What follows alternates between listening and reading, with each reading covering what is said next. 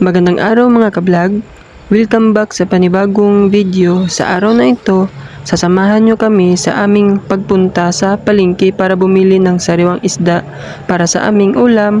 Simple lang ang aming gagawin, pero sana ay samahan nyo kami hanggang dulo. Tara, simulan na natin.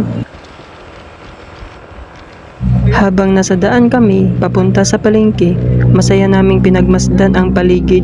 Pagdating namin doon, marami kaming nakitang iba't ibang klase ng isda at iba pang paninda.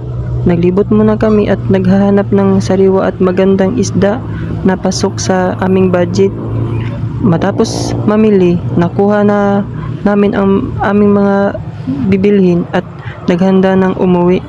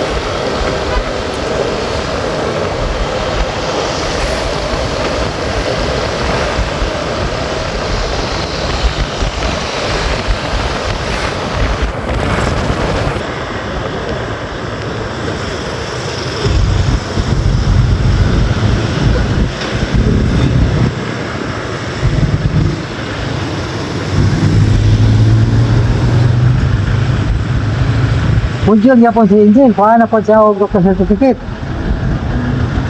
Yes. Ha? Bunjil niya po. Ikaw na, Ben. Sabi Pare.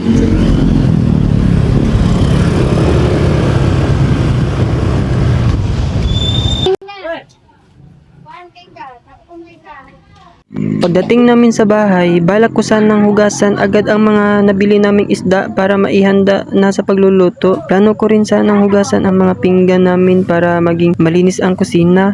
Pero pag uwi namin, napansin namin na wala palang agas ang tubig, kaya hindi muna namin nagawa ang mga plano namin at naghintay muna na bumalik ang tubig. Maraming salamat sa panonood hanggang dito at huwag kalimutang mag-like, comment, and subscribe. Salamat!